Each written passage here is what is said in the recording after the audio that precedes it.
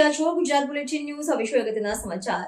વરિયાલ ગામમાં ઘરને સીલ મારવાથી વર્ષોથી ખેતી અને ઘર બનાવીને રહેતા અનેક પરિવારજનો હાલ ચિંતિત. પંચમહાલના શેરા તાલુકાના વરિયાલ ડેમલી તેમજ બામરોલી સહિતના ગામમાં કડાણા જળાશય યોજનાના અસરગ્રસ્તોને પુનર્વસવાટ માટે વર્ષો પહેલા જમીન ફાળવવામાં આવી હતી.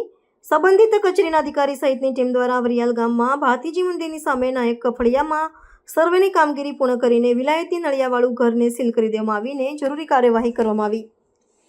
3 ગામમાં કડાણા જળાશયના અસરગ્રસ્તોને ફાળવેલી જમીનને લઈને જરૂરી કાર્યવાહી સંબંધિત તંત્ર દ્વારા કરવામાં આવી રહી હતી.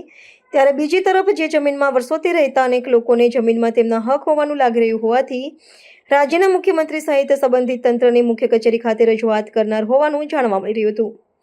શેરા તાલુકાના વરિયાલ ડેમલી તેમજ બામરોલી સહિતના ગામમાં કડાણા જળાશય યોજનાના અસરગ્રસ્તોને પુનઃવસવાટ માટે વર્ષો પહેલા જમીન ફાળવવામાં આવી હતી. જમીન સંપાદન પુનઃવસવાટ કડાણા પ્રાંત કચેરી, મામલતદાર કચેરી સહિતના સંબંધિત તંત્ર દ્વારા કડાણા જળાશયના યોજનાના અસરગ્રસ્તોને ફાળવેલ જમીનોમાં તેઓને કબજો સુપ્રત કરવા માટેની સર્વેની કામગીરી કરવામાં આવી રહી હતી. કામગીરી કરવામાં આવી રહી હોવા સાથે દબાણ દૂર કરવાની કાર્યવાહી કરવામાં આવી રહી છે. તંત્ર દ્વારા કરવામાં આવેલી કાર્યવાહીના પગલે વરિયાલ ગામમાં એક ઘરને સીલ મારવા સાથે વર્ષોથી ખેતી અને ઘર બનાવીને રહેતા અનેક પરિવારજનો હાલ ચિંતિત બની ઉઠ્યા હતા. શેરા તાલુકાના વરિયાલ ડેમલી તેમજ બામરોલી સહિતના ગામમાં કડાણા જળાશયમાં ડુબાણમાં ગયેલ જમીનના અસરગ્રસ્તોને પુનઃવસવાટ ભી માટે વર્ષો પહેલા જમીન ફાળવવામાં આવી હતી. સરકાર દ્વારા કડાણા જળાશય યોજનાના અસરગ્રસ્તોને વર્ષો પહેલા જમીન ફાળવવામાં આવી. જમીનમાં અમુક લોકોએ અનધિકૃત કબજો કરેલો હોવાનું સંબંધિત તંત્રને લાગતા નોટિસો આપવામાં આવી હતી. કડાણા ડેમના અસરગ્રસ્તોને પુનઃવસવાટ માટે ડેમલી, વરિયાલ સહિતના ગામમાં ફાળવેલ જમીનની સર્વેની કામગીરી અલગ અલગ ટીમો દ્વારા કરાઈ રહી છે. જ્યારે સંબંધિત કચેરીના અધિકારી સહિતની ટીમ દ્વારા વરિયાલ ગામમાં ભાતીજી મંદિરની સામે નાયક ફળિયામાં સર્વેની કામગીરી પૂર્ણ કરીને વિલાયતી નળિયાવાળું ઘરને સીલ કરી દેવામાં આવીને જરૂરી કાર્યવાહી કરવામાં આવી હતી. જો કે તંત્ર દ્વારા જે ઘરને સીલ મારવામાં આવ્યું તે ઘરમાં રહેતા નાયક અભાભાઈ અને તેમનો પરિવાર ચિંતિત થઈ જવા સાથે આ ગરીબ પરિવાર ક્યાં રહેશે એની ચિંતા ગ્રામજનો કરી રહ્યા હતા. જ્યારે નાયક અભાભાઈએ જણાવ્યું હતું કે આ જંગલી જમીનમાં 50 વર્ષથી અમે રહીએ છીએ અને જમીનને ખેડતા હતા. મારો પરિવાર જે ઘરમાં રહેતું હતું તે ઘરને સીલ મારી દીધું છે. મારો પરિવાર રોડ પર આવી ગયો છે. મને સરકાર ન્યાય આપે તેવી આશા હું રાખી રહ્યો છું.